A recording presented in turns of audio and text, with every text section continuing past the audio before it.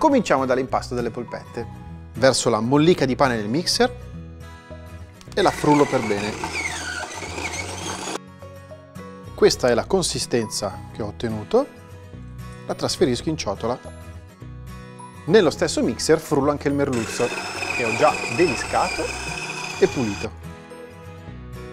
Lo aggiungo alla mollica di pane, profumo con prezzemolino fresco e timo. Ci schiaccio dentro uno spicchio d'aglio, aggiungo il formaggio grattugiato, le uova, condisco con sale e pepe e impasto per bene. Inizio ad amalgamare con una forchetta e continuo a mano.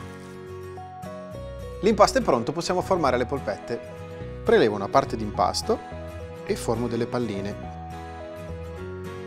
Le passo nella farina e elimino quella in eccesso con l'aiuto di un colino. Possiamo friggere le nostre polpette e sì, si possono anche fare al forno 200 gradi in modalità statica per 25 minuti. Per una doratura perfetta e omogenea, dopo 15 minuti dovrete rigirarle. L'olio a temperatura ne friggo 3 per volta, così la temperatura dell'olio non si abbasserà troppo. Quando sono belle dorate le scolo su carta fritti.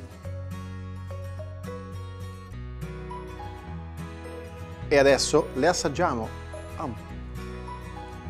Buonissime, buonissime.